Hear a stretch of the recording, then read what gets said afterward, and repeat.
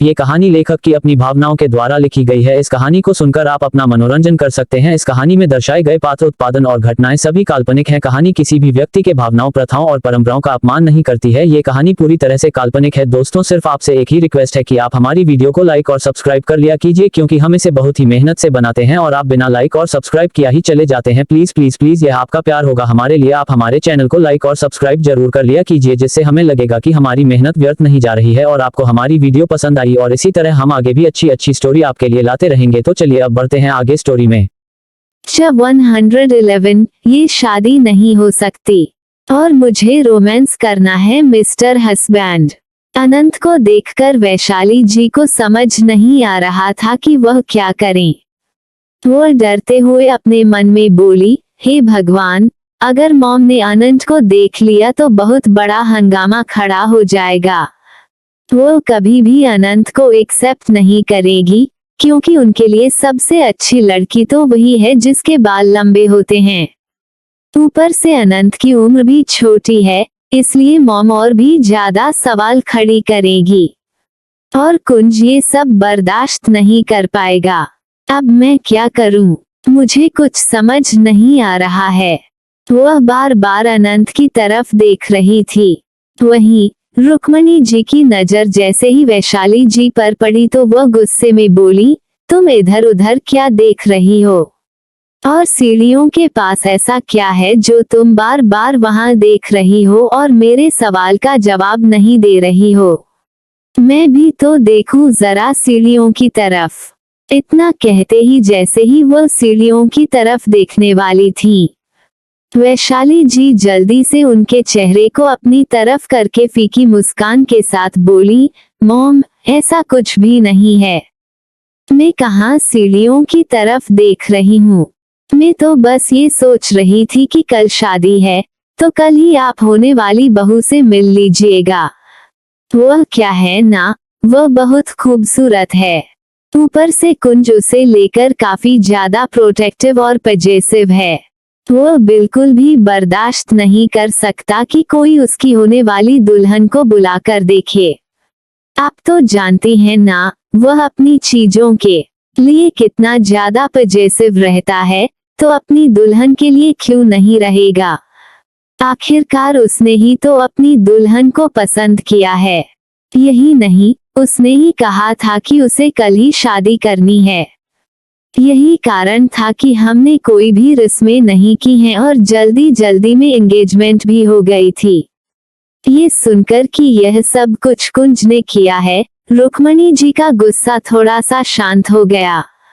वह मुंह बनाकर बोली, अगर हमारे कुंज ने ऐसा किया है तो ठीक है, मैं गुस्सा नहीं करूंगी, मगर कम से कम तुम मुझे होने वाली बहू की तस्वीर तो दिखा सकती हो। वैशाली जी फिर से सीढ़ियों की तरफ देख रही थी। इस पर रुक्मणी जी गुस्से से सीढ़ियों की तरफ देखने लगती हैं। उन्हें रोकने के लिए वैशाली जी उनके हाथ को पकड़ने की कोशिश करती हैं, मगर तब तक बहुत देर हो चुकी थी। रुक्मणी जी सीढ़ियों की तरफ देखती हैं, तो वहां पर कोई भी नहीं था। ये देखकर रुक्मणी जी मुंह बनाकर बोली, वहां तो कोई नहीं है। तुम क्या बार बार उधर देख रही हो? वैशाली जी ने जब देखा कि वहां पर अनंत नहीं है, तो राहत की सांस लेते हुए मन में बोली, अच्छा हुआ अनंत चली गई, वरना तो आज बवाल हो जाता। फिर वह रुक्मणी जी की तरफ देखकर मुस्कुराते हुए बोली, मॉम, आप अपने रूम में जाइए, मैं आपके लिए कुछ लेकर आती हूँ। आप थक गई होंगी ना? ये सुनकर रुक्मणी जी फिर से ताना मारकर बोली, तुम्हें याद आ गया है कि मैं थक गई हूँ, मगर किसी को एयरपोर्ट नहीं भेज सकी, इसलिए अपनी यह झूठी फिक्र अपने पास रखो, समझी? अगर मेरे पोते को पता होता कि मैं आने वाली हूँ, तो वह जरूर किसी न किसी को मुझे लेने भेज देता, मगर तुमने जरूर उसे नहीं बताया होगा कि मैं आ रही हूँ। इतना कहकर वह अपने रूम की तरफ जा रही थी, मगर वह अभी भी वैशाली जी को डांट ही रही थी। वैशाली जी मुंह बनाकर बोली, अब तो मेरे दिन दुख में गुजरेंगे। पता नहीं मॉम कब जाएंगी यहाँ से। इनके ताने सुन सुनकर तो मेरे कानों से खून निकल आएगा। फिर उसके बाद वह डरते हुए आगे बोली, पता नहीं मेरी अनंत का क्या होगा। सबसे पहले तो मुझे उसके लिए कुछ बिग लेना होगा, वरना तो मॉम उसके भी कान से खून निकाल देंगी। इतना कहते हुए वह जल्दी से रुक्मणी जी के लिए कुछ नाश्ता लेने के लिए किचन में चली गईं। वहीं दूसरी तरफ अनंत इस वक्त दीवार से टिककर खड़ी थी और वह हैरानी से सामने की तरफ देख रही थी। सामने कुंज था। उसने एक हाथ से अनंत की कमर को कसकर पकड़ा था और दूसरे हाथ से उसने अनंत के मुंह को बंद किया हुआ था। उसकी आंखें काफी ठंडी थीं। उसने अपनी तिरछी नजरों से देखा तो रुक्मणी जी धीरे धीरे दूसरी तरफ रूम में जा रही थीं। अनंत कुंज के हाथों पर अपना हाथ रखकर अपनी बड़ी बड़ी आंखों से उसे घूर रही थी। वो कुंज को खुद से दूर करने की कोशिश करती है, लेकिन कुंज हिलता भी नहीं। जैसे ही रुक्मणी जी वहां से चली गईं, कुंज थोड़ा पीछे हटा। अनंत हैरानी से उसे देख रही थी। उसकी सारी नींद उड़ चुकी थी। उसने कुंज को घूरते हुए कहा, मिस्टर हस्बैंड, आप क्या कर रहे हैं? अचानक उसकी आंखों में एक चमक आ गई। वो खुश होकर कुंज के गले में बाहें डालकर लटक गई और बोली, आप मेरे साथ रोमांस करने की कोशिश कर रहे हैं ना? मैंने बहुत सारी मूवीज देखी हैं, उनमें भी हीरो ऐसे ही रोमांस करता है। अब जल्दी से किस करिए, फिर आप मेरे शर्ट के बटन खोलेंगे। यही तो हीरो करता है, फिर हम दोनों रूम में जाएंगे। अनंत की आंखों में उस वक्त छोटे छोटे दिल नजर आ रहे थे। वो अनंत की बातों से चिढ़ने के बजाय हैरान था। तभी उसने अनंत के हाथ, जो उसकी गर्दन पर थे, हटाए और गुस्से में कहा, बेबी, अपने पंजों को संभालो वरना मैं सच में इन्हें काट दूंगा। ये सुनकर अनंत चौंक गई और शिकायत भरे स्वर में बोली, आप रोमांटिक मूड में नहीं हैं क्या? और आप अचानक विलेन क्यों बन गए? कुंज ने सामने की ओर इशारा किया और ठंडी मुस्कान के साथ कहा, अगर तुमने मुझे अभी नहीं छोड़ा तो मैं तुम्हें दीवार पर टांग दूंगा। अनंत तुरंत एक कदम पीछे हटी और मुंह बनाते हुए बोली, मुझे नहीं करनी कोई शादी।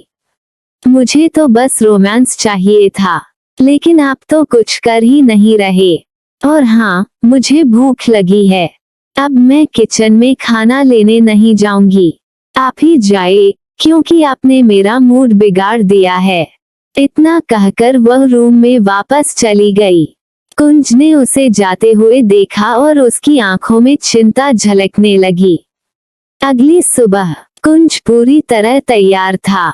उसने घड़ी में समय देखा, सुबह के 6 बज रहे थे। उसने अपनी वॉच पहनने से पहले अनंत को देखा, जो आराम से उसके बिस्तर पर सो रही थी, लेकिन उसका लेटने का तरीका बेहद बेतरतीब था। कुंज ने गहरी नजरों से उसे देखा और धीरे धीरे उसके पास खड़ा हो गया। उसने ठंडी सांस छोड़ते हुए अनंत को सही तरीके से लिटाया और उसके अगल बगल तकिए लगा दिए ताकि वह गिर न जाए। मगर अनंत ने नींद में सब गिरा दिया और फिर आराम से लेट गई। ये देखकर कुंज अपनी भौहों को सहलाते हुए मन ही मन झुंझला उठा। उसने बहुत मुश्किल से अनंत को ठीक से लिटाया और फिर कमरे से बाहर निकल गया। बाहर निकलते ही उसकी बॉडी लैंग्वेज एकदम डोमिनेटिंग हो गई। वह सीढ़ियों से गुजरते हुए रुक्मणी जी के कमरे की तरफ बढ़ा। रास्ते में उसे वैशाली जी मिल गईं, जिनके हाथ में चाय का कप था।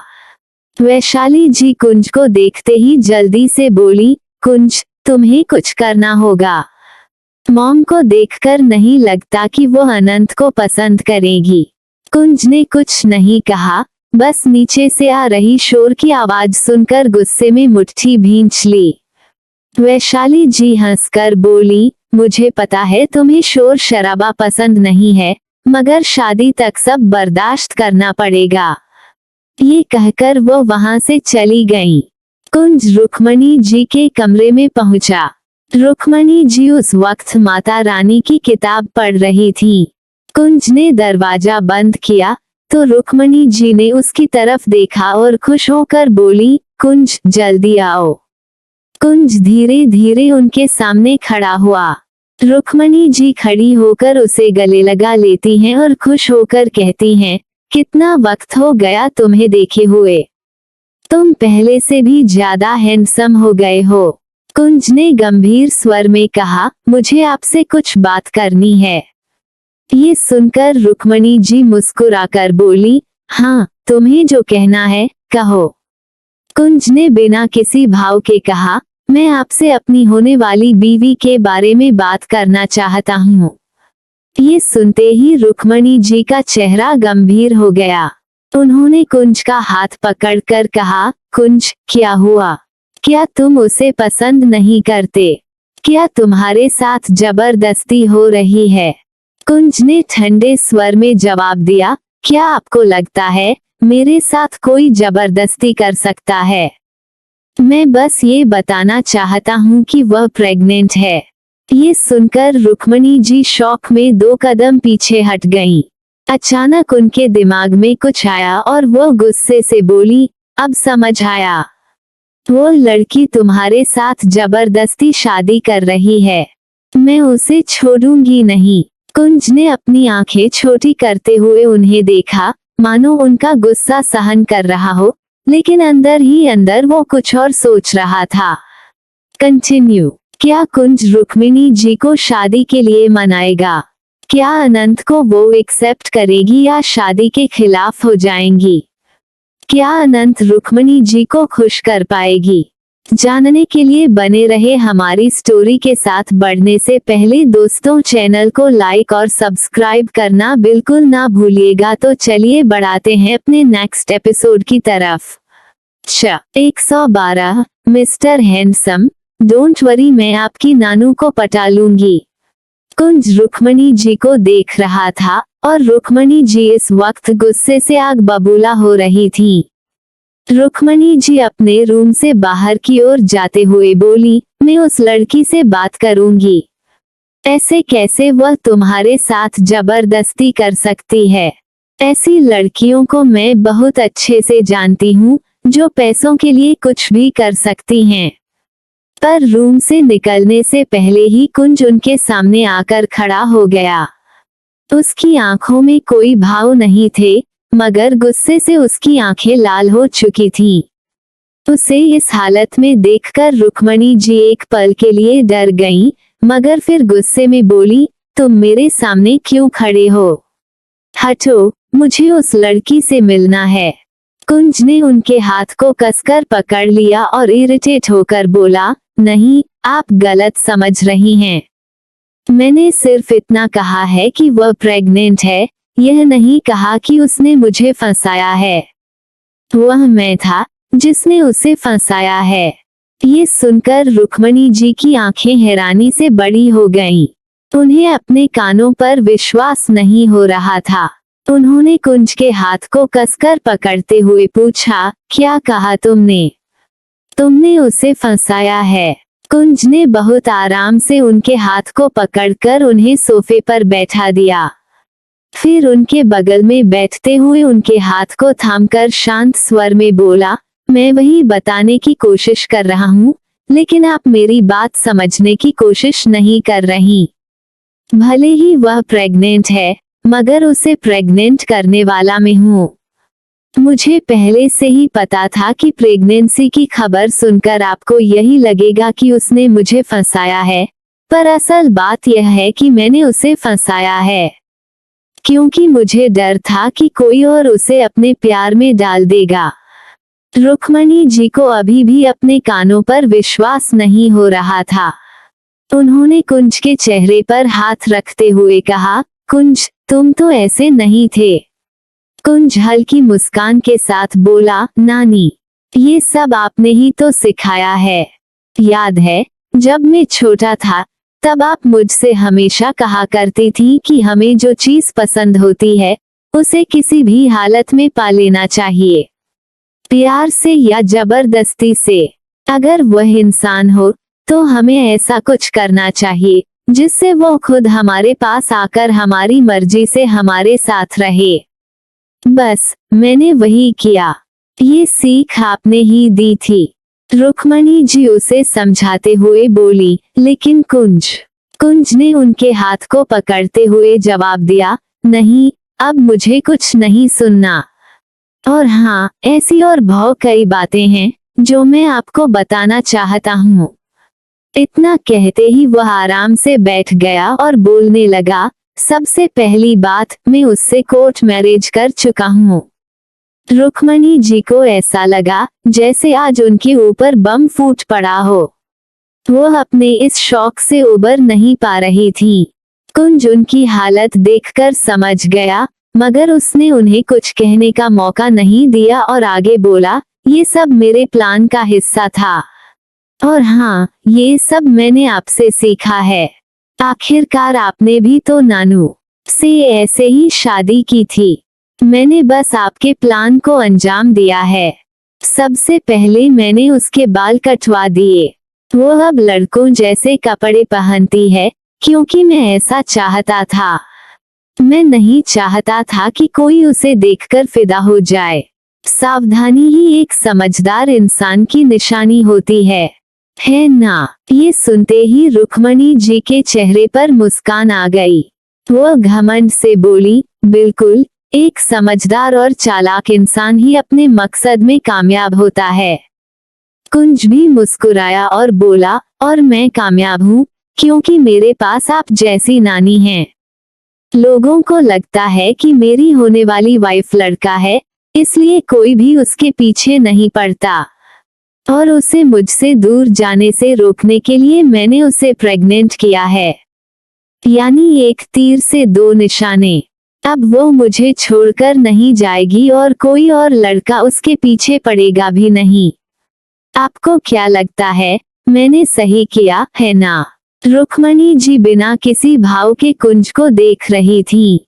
कमरे में कुछ देर तक सन्नाटा छाया रहा, मगर फिर उन्होंने एक भरी हुई मुस्कान के साथ कहा, तुमने बिल्कुल सही कहा। भले ही लंबे बालों वाली लड़कियां मेरी नजरों में सबसे अच्छी होती हैं, लेकिन अगर कोई और तुम्हारी होने वाली बीवी को पसंद करता तो हो सकता था वह तुम्हें छोड़ देती, या फिर तुम्हारा दुश्मन तुम्हें नुकसान पहुंचाता। मुझे गर्व है कि तुमने ऐसा किया। अब तुम्हारा कोई दुश्मन नहीं बनेगा। उन्होंने एक ठंडी सांस ली और आगे कहा, सालों पहले मैंने भी ऐसा ही किया था। तुम्हारे नानू के पीछे कई लड़कियां पड़ी थीं, इसलिए मैंने तुम्हारे नानू को कभी भी अच्छे कपड़े नहीं पहनने दिए और हमेशा ऐसा बना कर रखा जैसे वो कोई भिखारी हो। तब लड़कियां उनके पीछे पड़ना तो दूर, उन्हें एक नजर देखती भी नहीं थी। रुक्मणी जी की हर आवाज और चेहरे के भाव में घमंड झलक रहा था। कुंज के होठों पर एक तिरछी मुस्कुराहट और आंखों में एक चालाक चमक थी। उसे यकीन हो चुका था कि उसका खेल सफल हो गया है। कुंज एक बार और कंफर्मेशन के लिए रुक्मणी जी से पूछता है, नानी, तो क्या आपको सच में फर्क नहीं पड़ता कि मेरी वाइफ लड़कों जैसे कपड़े पहनती है, बाल छोटे रखती है और प्रेग्नेंट भी है? रुक्मणी जी जल्दी से बोली, बिल्कुल नहीं, तुम भी बिल्कुल मेरी तरह हो। अगर तुम्हारी जगह में होती तो मैं भी यही करती। चिंता मत करो, अगर किसी ने भी तुम्हारे और उसके बीच आने की कोशिश की तो मैं उसे छोड़ूंगी नहीं। तुम बस अपने ऑफिस का काम संभालो, बाकी सब मैं देख लूंगी। फिर उन्होंने थोड़ा रुककर कहा, लेकिन हाँ, आज शादी है, इसलिए आज तुम ऑफिस मत जाओ। शादी के दिन दूल्हा दुल्हन का बाहर जाना सही नहीं होता। खैर, ये सब छोड़ो, अभी तक मैं तुम्हारी दुल्हन से नहीं मिली हूँ, कब मिलवाओगे? कुंज अपनी जगह से खड़ा होते हुए बिना किसी भाव के बोला, आप चिंता मत कीजिए, मैं आपको ब्रेकफास्ट के वक्त उससे मिलवा दूंगा। आप नीचे चलिए, मैं उसे अभी लेकर आता हूँ। इतना कहकर वो पीछे मुड़ा और चला गया। जाते वक्त उसके होठों पर एक शैतानी मुस्कुराहट थी। कुंज जानता था कि उसे अपनी नानी को कैसे संभालना है। वो अपने बालों में हाथ फेरते हुए एटीट्यूड के साथ अपने रूम की तरफ जाने लगा। वैशाली जी सीढ़ियों के पास खड़ी थी। कुंज को देखकर वह जल्दी से उसके पास आई और उसके हाथ को पकड़कर वरीड टोन में पूछने लगी, क्या हुआ? सब ठीक है ना? तुम्हारी नानी ने क्या कहा? उन्होंने अनंत को एक्सेप्ट किया या नहीं? कुंज ने वैशाली जी को बिना भाव के देखा और शांत स्वर में जवाब दिया, मुझे नहीं पता। इतना कहकर वह तुरंत वहां से चला गया। वैशाली जी गुस्से में पैर पटकते हुए बोली, अरे क्या मतलब है तुम्हारे मुझे नहीं पता का? इतनी देर से बात कर रहे थे, कुछ तो बताओ। वैशाली जी उसके पीछे पीछे आ रही थी। जैसे ही कुंज अपने रूम में पहुंचा, उसने दरवाजा पकड़ लिया और झुंझलाहट में कहा, आप जाकर उनसे खुद पूछ लीजिए। ये कहकर उसने वैशाली जी के मुंह पर दरवाजा बंद कर लिया। वैशाली जी मन में सोचते हुए बोली, कैसा बेटा पैदा किया है मैंने, एक भी बात नहीं सुनता, नालायक कहीं का। फिर अचानक उन्हें याद आया, अरे मैं तो भूल ही गई, मेरे बाकी के बेटे भी तो आने वाले होंगे, पता नहीं ये नालायक कहाँ रह गए हैं। ये सोचते हुए उन्होंने अपने सिर पर हाथ मारा और तुरंत नीचे भाग गईं। नीचे हॉल में नीचे मिस्टर सिंह भानु प्रताप जी और मिस्टर सिंह कई लोगों के साथ बैठे हुए थे। उनके सामने उनके ही उम्र के एक आदमी बैठे थे जो बिजनेस सूट पहने हुए थे। वो मिस्टर सिंह के कजिन भाई थे और उनसे 2 साल बड़े थे। मिस्टर सिंह के कजिन भाई ने चारों तरफ देखा और मुस्कुराते हुए बोले, प्रथम तुम्हें नहीं लगता कि तुम लोग कुंज की शादी कुछ ज्यादा ही जल्दी करवा रहे हो? उसके सारे बड़े भाई और बहनें यहाँ बैठे हुए हैं, यहाँ तक कि मेरी बेटियां भी जो उससे बड़ी हैं अभी कुंवारी हैं। फिर उन्होंने अजीब सी आवाज में लगा, कहीं लोग यह न समझे कि बड़े बच्चों में कोई दिक्कत है, इसलिए छोटे की शादी पहले हो रही है। मिस्टर सिंह ने अपने बड़े भाई धनुष को देखा, जिनके चेहरे और आंखों में अजीब से भाव थे। ऐसा लग रहा था कि वह इस वक्त खुश होने के बजाय अनकंफर्टेबल और चिढ़े हुए थे। मिस्टर सिंह ने एटीट्यूड के साथ अपने एक पैर को दूसरे पैर पर चढ़ाया और मुस्कुराते हुए बोले, धनुष भाई आप चिंता मत करिए, किसी की इतनी हिम्मत नहीं है कि वो सिंह परिवार के बच्चों के बारे में ऐसी घटिया बातें करे। और जहां तक शादी का सवाल है, यह फैसला खुद कुंज का है। आखिर उसकी भी उम्र हो गई है शादी की, अब क्या वह बूढ़ा होकर शादी करेगा? वैसे भी उसके बड़े भाई खुद अपनी शादी की फिक्र नहीं कर रहे, तो उसकी चिंता कौन करेगा? ये कहते हुए उन्होंने एक हल्की हंसी छोड़ी, मगर उनकी बातों पर धनुष का मुंह बन गया। आसपास की सजावट और माहौल देखकर ही धनुष के मन में जलन हो रही थी। इसी बीच रुक्मणी जी सीढ़ियों से नीचे आई। उनकी चाल में कॉन्फिडेंस था और उनके चेहरे पर एक घमंड भरी मुस्कान। जैसे ही लोगों की नजरें उन पर पड़ी, वहां सन्नाटा छा गया। उनकी रेप्यूटेशन एक घमंडी और तीखे स्वभाव वाली महिला के रूप में थी। रुक्मणी जी किसी रानी की तरह एक सिंगल सोफे पर बैठी और वहां मौजूद सभी लोगों पर अपनी नजर घुमाई। उनके आने के बाद वहां का माहौल थोड़ा अजीब हो गया। लोग धीमी आवाज में बातें कर रहे थे, लेकिन जैसे ही रुक्मणी जी की नजर किसी पर पड़ती, वह तुरंत चुप हो जाता। दूसरी ओर कुंज और अनंत। कुंज अपने कमरे में वापस आ चुका था। अनंत अभी भी गहरी नींद में थी। कुंज ने उसे धीरे धीरे झिंझोरते हुए कहा, बेबी उठो, तुम्हारे ससुराल वाले तुमसे मिलना चाहते हैं। अगर तुम यूं ही सोती रही तो वे तुम्हें आलसी समझेंगे और धक्के मारकर घर से बाहर निकाल देंगे। अनंत ने अपनी आंखें मसलते हुए उठने की कोशिश की और नींद भरी आवाज में बोली, थोड़ा और सोना था। ये सुनकर कुंज ने उसका कंधा पकड़कर उसे खड़ा कर दिया, लेकिन अनंत खड़े खड़े ही वापस सोने लगी। ये देखकर कुंज ने गुस्से से कहा, क्या तुम चाहती हो कि मैं तुम्हें इसी विंडो से नीचे फेंक दूं?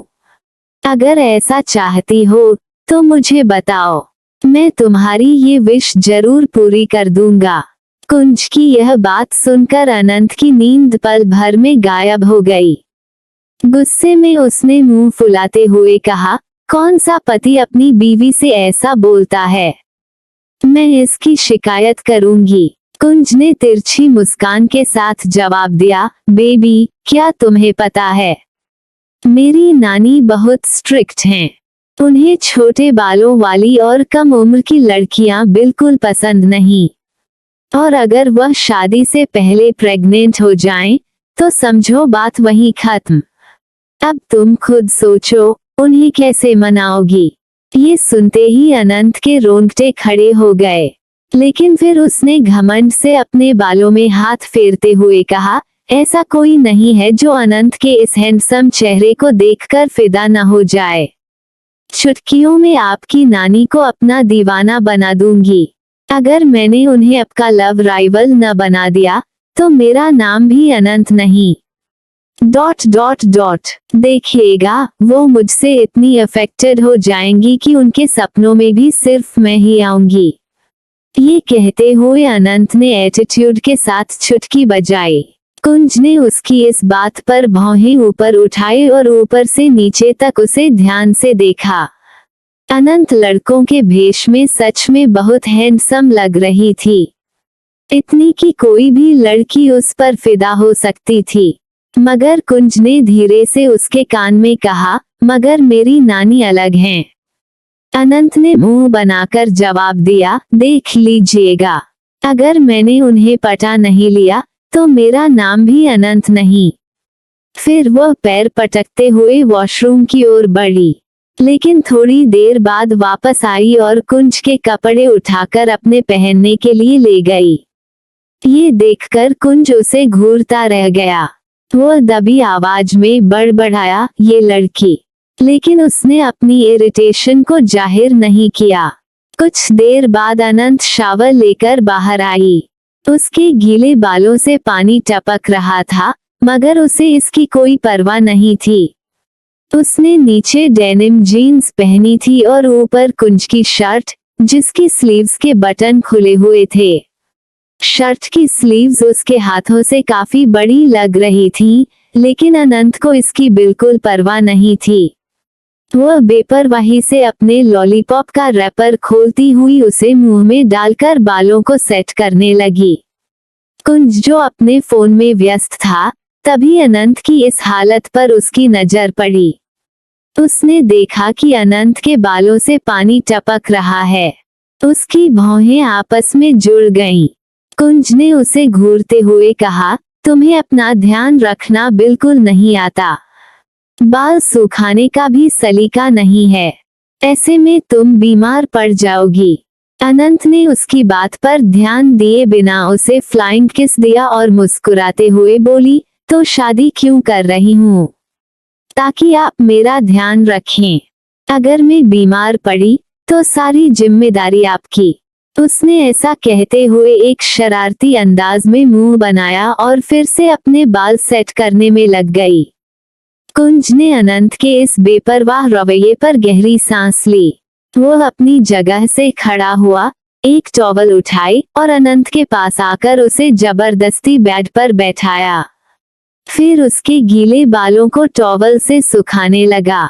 अनंत ने बेपरवाही से उसके कंधे पर सिर टिका दिया और अपनी आंखें बंद कर ली, मानो फिर से सोने की कोशिश कर रही हो। कुंज ने जब ये देखा तो उसके पेशेंस ने जवाब देने लगी। उसने गुस्से में अनंत के कॉलर को पकड़कर उसे झकझोरा और कहा, उठो। क्या तुम मेरे कपड़े पहनकर ही नीचे जाने वाली हो? तुम अपने ससुराल वालों से इस हालत में मिलने का सोच भी कैसे सकती हो? अनंत ने इरिटेशन भरी आवाज में कहा, थोड़ा सोने दीजिए ना। और मेरे कपड़ों में क्या खराबी है? शादी के बाद पति की हर चीज पर 50% हक पत्नी का होता है, तो बस मैं अपना हक ले रही हूँ। इतना कहकर अनंत ने फिर से कुंज के कंधे पर सिर टिकाया और सोने की एक्टिंग करने लगी। कुंज ने उसे गुस्से से देखा। उसकी आंखों में एक तरफ नाराजगी थी और दूसरी तरफ अनंत की इस शरारत पर हार मान लेने की मजबूरी। उसने गहरी सांस ली और खुद को शांत करने की कोशिश की, लेकिन उसका इरिटेशन साफ झलक रहा था। कंटिन्यू। रुक्मणी जी अनंत से मिलकर कैसे रिएक्ट करेगी? क्या अनंत रुक्मणी जी को पटा पाएगी? जानने के लिए बने रहे हमारी स्टोरी में, और आगे बढ़ने से पहले दोस्तों चैनल को लाइक और सब्सक्राइब करना बिल्कुल ना भूले। चलिए बढ़ाते हैं अपने नेक्स्ट एपिसोड की तरफ। चैप्टर 113, अनंत और रुक्मणी जी का आमना सामना। और ये मेरी वाइफ है। डाइनिंग टेबल पर इस वक्त कई लोग मौजूद थे। मिस्टर सिंह, भानु प्रताप जी, रुक्मणी जी, वैशाली जी और धनुष जी। उनके बगल में उनकी पत्नी और रेखा जी भी बैठी हुई थी। उन्होंने डिजाइनर कपड़े पहने हुए थे और वह जलन भरी नजरों से वैशाली जी को देख रही थी। उन्होंने मुंह बनाते हुए कहा, वैशाली, तुम्हारी बहू क्या चांद का टुकड़ा है, जो अभी तक किसी से मिलने नहीं आ रही? कहीं ऐसा तो नहीं कि वह अभी तक सो रही है? वैसे मैंने सुना था कि कुंज ने कोर्ट मैरिज भी की है। अब तुमने तो हम सबको पराया कर दिया है। चुपके चुपके हर एक चीज करने के बाद तुम घर वालों को बताती हो। ये बिल्कुल भी सही नहीं है। वैशाली जी ने उन्हें देखा और फिर रुक्मणी जी ने अपनी तीखी नजरों से रेखा जी को घूरते हुए बोली, यह मेरी बहू का मामला है, बेहतर होगा इससे दूर रहो। फिर वो उन्हें इग्नोर करके मिस्टर सिंह को घूरते हुए बोली, तुम्हारी बहन कहाँ है, अभी तक आई क्यों नहीं? मिस्टर सिंह पानी पीते हुए कठोर आवाज में बोले, वह शाम तक आ जाएगी। ये सुनकर रुक्मणी जी सिर हिला देती हैं। सभी कुंज का इंतजार कर रहे थे और रुक्मणी जी तो एक्साइटेड होकर सीढ़ियों की तरफ देख रही थी। वहीं कुंज अनंत के हाथ को पकड़कर धीरे धीरे उसे रूम से बाहर लेकर आ रहा था। अनंत इस बार थोड़ी सी नर्वस हो गई थी। उसकी इस नर्वसनेस को कुंज ने पहचान लिया था और वह कसके उसके हाथ को पकड़ लेता है, मगर उसके होठों पर कुटिल मुस्कान थी। वो लोग जैसे ही सीढ़ियों के पास पहुंचे, उन्हें देखकर रुक्मणी जी खुश हो गईं, लेकिन अभी तक उन्होंने अनंत को नहीं देखा था, क्योंकि अनंत कुंज के पीछे पीछे चल रही थी। अनंत ने हल्की सी झलक देखी थी रुक्मणी जी की। वो जल्दी से कुंज की शर्ट को पकड़कर अपने होठों को दबाकर बोली, मिस्टर हस्बैंड, ये तो बिल्कुल डायन जैसी सास लग रही है, जो अपनी बहू को चैन से जीने नहीं देती और हमेशा उसे ताना देती है। कुंज बिना पीछे पलटे ही मुस्कुराकर बोला, और तुम्हें इसी टाइप जैसी सास को अपने काबू में करना है। तुम बहुत माहिर हो लोगों को अपनी खूबसूरती में फंसाने में, तो अब इनके साथ भी यही करो। अनंत मुंह बनाकर बोली, अगर इन्होंने मुझे नजर लगा दी तो मैं क्या करूंगी? कुंज इस बार कोई जवाब नहीं देता और उसके हाथों को पकड़कर घसीटते हुए लाने लगता है, मगर अनंत अब जाने को तैयार नहीं थी। वो अपना हाथ कुंज के हाथ से छुड़ाते हुए घबराकर बोली, मैं नहीं जाऊंगी, मैं रूम में वापस जा रही हूँ। मुझे याद आया मुझे कॉलेज जाना है और फिर मुझे मॉम से मिलने भी जाना है। कहते हुए वह जबरदस्ती अपने हाथ को छुड़ाने की कोशिश करती है, मगर कुंज ने उसका हाथ बहुत ही मजबूती से पकड़ा हुआ था, इसलिए वह अनंत के हाथ को छोड़ने को तैयार नहीं थी। रुक्मणी जी मुस्कुराकर बोली, कुंज तुम आ गए। उनकी आवाज सुनते ही सभी लोग पलटकर कुंज की तरफ देखने लगते हैं, जो बिना भाव से खड़ा था, लेकिन उसका एक हाथ पीछे की तरफ था, क्योंकि उसने अनंत के हाथ को पकड़ा हुआ था और अनंत उसकी पकड़ से छूटकर भागने की कोशिश कर रही थी। वैशाली जी और रेखा जी अनंत को देखने की कोशिश कर रही थी, जो छिपी हुई थी। रेखा जी मुंह बनाकर बोली, वैशाली, तुम्हारी बहू क्या चांद का टुकड़ा है, जो हमसे इतना छिप रही है? क्या मैं उसे खा जाऊंगी? या वो खुद को इतना महान समझती है कि उसे लगता है हमारे पास आने से उसका कुछ बुरा हो जाएगा? रुक्मणी जी रेखा जी को गुस्से में घूरते हुए कुंज की तरफ बढ़ने लगी। कुंज के सामने खड़ी होकर वह उसकी बलाए लेते हुए बोली, मैं जब भी तुम्हें देखती हूँ मुझे खुद पर बहुत गर्व होता है। चलो अब जल्दी से मुझे बहू को दिखाओ। कुंज अपनी जगह से हटने की कोशिश करता है, मगर अनंत उसे कसके पकड़ लेती है। फिर भी कुंज थोड़ा सा लेफ्ट हो जाता है, तो अनंत भी जल्दी से उसके पीछे लेफ्ट हो जाती है। ये देखकर कुंज इरिटेट होकर अपनी गर्दन पीछे करके उसे घूरता है और फिर धमकी देते हुए बोला, अगर तुम सामने नहीं गई तो तुम सोच भी नहीं सकती कि मैं तुम्हारे साथ क्या कर सकता हूँ। अनंत पैर पटकते हुए बोली, नहीं, मुझे घर जाना है, मुझे थोड़ी देर और सोना है। वो बहाना बनाकर पीछे पलटी और भागने की कोशिश करने लगी, मगर कुंज उसके कॉलर को पकड़कर उसे घसीटते हुए रुक्मणी जी के सामने खड़ा कर देता है। वो इस बार भागती उससे पहले ही रुक्मणी जी उसके हाथ को पकड़ लेती हैं और कठोर आवाज में बोली, रुक जाओ। अनंत के पैर उसी जगह पर जम जाते हैं और वो अपनी पलकों को जल्दी जल्दी झपकाते हुए एकदम से रुक्मणी जी को देखने लगती है। रुक्मणी जी उसे ऊपर से नीचे तक देखते हुए अपनी आईब्रो को आपस में जोड़ लेती हैं। फिर एक कदम दूर होकर अनंत को चारों तरफ घुमाकर देखने लगी। हर तरफ सन्नाटा पसरा हुआ था। वैशाली जी का दिल तो जोर से धड़क रहा था। वह अपने मन में घबराते हुए बोली, अब तो सब खत्म हो गया है, सब कुछ खत्म हो गया है। अब तो मॉम अनंत को छोड़ेंगी नहीं, लेकिन कुंज जरूर सब संभाल लेगा। वो अपनी आंखें बंद करके रुक्मणी जी के चिल्लाने का इंतजार करने लगी। रेखा जी और धनुष जी जब अनंत को देखते हैं तो उनकी आईब्रो आपस में जुड़ जाती है। वो ऊपर से नीचे तक अनंत को देखते ही रह जाते हैं। रेखा जी हैरानी से वैशाली जी से बोली, वैशाली, तुम हमेशा हमसे बातें छुपाती आई हो, क्या तुमने एक और बेटा पैदा कर लिया है? और तुमने यह बात हमसे छुपाई। इसकी उम्र देखकर लग रहा है कि 18 साल का होगा, मगर यह बहुत हैंडसम है। वैशाली जी को समझ नहीं आ रहा था कि वह क्या जवाब दे। धनुष जी भी बोले, प्रथम, तुम्हें कभी बताया नहीं, तुम्हारा एक और बेटा है। कुंज कभी किसी के करीब नहीं जाता है और ना ही किसी को टच करता है। अगर वह टच कर रहा है तो या तो यह उसका छोटा भाई होगा या तो इसके बहुत करीब होगा। और हाल ही में मैंने कुछ लोगों से सुना है कि वो किसी लड़के के साथ बहुत रहता है। कुंज ने एक बार उसे अपना भाई भी कहा था। इसका मतलब साफ है कि तुमने चोरी चुपके एक और बच्चा पैदा किया। इतना कहते ही वह थोड़े गुस्से में मिस्टर सिंह को देखने लगते हैं।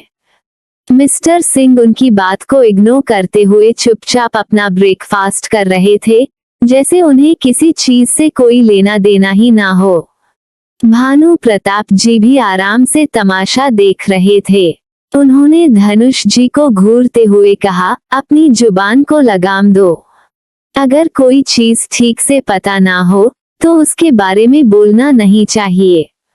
उनके इस तरह चिल्लाने से धनुष जी और रेखा जी गुस्से से अपनी मुट्ठी बंद कर लेते हैं और फिर अनंत को देखने लगते हैं। रेखा जी खड़ी हुई और अनंत के पास जाकर गुस्से में बोली, तुम बताओ तुम्हारे मॉम डैडी कौन हैं?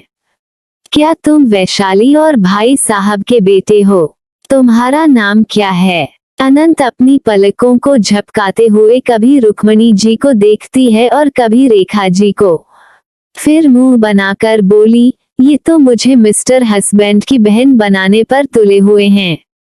देखने पर तो बिल्कुल विलेन जैसे हैं। ऐसा लगता है मेरी जिंदगी के विलेन यही हैं। अगर ऐसा है तो इन्हें मुझसे बचकर रहना चाहिए, पर मजा भी बहुत आएगा। इतना सोचते ही अनंत उन्हें देखकर बड़ी मुस्कान देती है।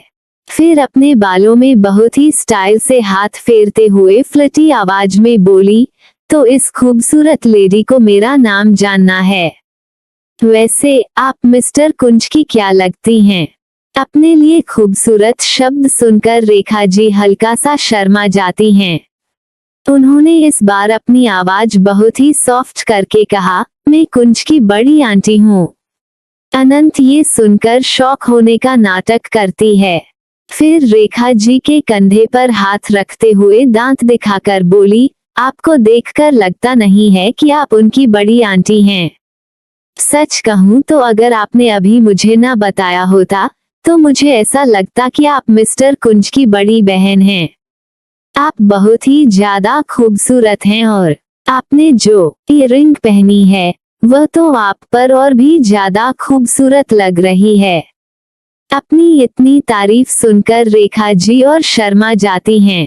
वो बहुत ही प्यार से अनंत का हाथ पकड़कर खुश होकर बोली, क्या सच में मैं बहुत ब्यूटीफुल लग रही हूँ? अनंत उनके बालों को कान के पीछे करते हुए धीरे से उनके कान में बोली, हाँ बिल्कुल। अगर मैं इतना छोटा न होता तो आपसे जरूर शादी कर लेता। इतना कहते ही वह आंख मार देती है। रेखा जी का पूरा चेहरा लाल पड़ जाता है। कुंज देख रहा था कि अनंत कैसे रेखा जी को फंसा रही थी, मगर जब उसने देखा कि अनंत ने रेखा जी के बालों को उनके कान के पीछे किया और उनके कान में धीरे से कुछ कहा, तो उसकी आईब्रो आपस में जुड़ गई। उसका पूरा चेहरा डार्क पड़ गया था और उसकी आंखें गुस्से में लाल हो गईं।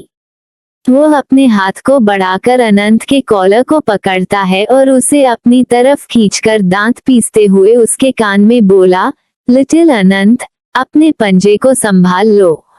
ऐसा लगता है कि आजकल तुम्हारे पंजे तुम्हारे काबू से बाहर जा रहे हैं। अगर ऐसा ही रहा तो हो सकता है कि मेरा गुस्सा भी मेरे काबू से बाहर चला जाए।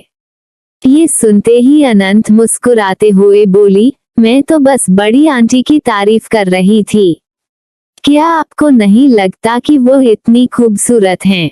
रुक्मणी जी घूरकर सब देख रही थी। फिर वह रेखा जी को घूरकर देखते हुए बोली, अब तुम्हारा हो गया हो तो जाओ और जाकर ब्रेकफास्ट करो। फिर वह कुंज से बोली, कुंज, क्या ये वही है जिसके बारे में तुमने मुझे बताया था? कुंज अपने सिर को हल्के से हिला देता है। रुक्मणी जी अनंत को देखते हुए उसके कंधे पर हाथ रखती हैं। उन्होंने बहुत ही आराम से सवाल किया, तुम्हारा नाम क्या है? बताओ मुझे। अनंत उनके हाथ को पकड़कर हल्के से चूमती है, फिर मुस्कुराते हुए बोली, अनंत, जिसका कोई अंत न हो। उसने ये सब बहुत ही दिलकश अंदाज में कहा था। फिर वह रुक्मणी जी के चेहरे को देखने लगती है कि आखिर उनका रिएक्शन क्या है। कुंज अनंत को जानलेवा नजरों से देखता है। फिर वह भी रुक्मणी जी को देखने लगता है। वहां पर सन्नाटा अभी भी पसरा हुआ था। डाइनिंग टेबल पर मौजूद हर कोई एक दूसरे को देख रहा था। वैशाली जी आगे बढ़ते हुए कुछ बोलने ही वाली थी कि तभी रुक्मणी जी ने एक और सवाल पूछा, क्या तुम्हें खाना बनाना आता है, अनंत? अनंत की मुस्कान गायब हो गई, जैसे उसके दिल पर वार किया गया हो। वह जल्दी से कुंज के हाथ को पकड़कर एक छोटे से चूहे की तरह सटकर खड़ी हो गई। उसका मुंह फूला हुआ था और वह तिरछी नजर से कुंज को देख रही थी। कुंज तिरछी मुस्कान के साथ उसके कॉलर को पकड़कर बोला, नानी, ये दीवारों पर चढ़ने में बहुत माहिर है। ये पेड़ पर चढ़कर आपके लिए कोई भी फल तोड़ सकती है और चाहे जितनी ऊंची बिल्डिंग हो, आराम से कूद सकती है। ये लोगों को बेवकूफ बनाने में भी बहुत माहिर है।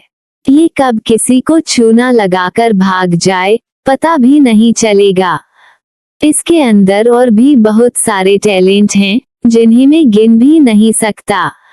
वहीं अनंत तो डर से सिमटी जा रही थी।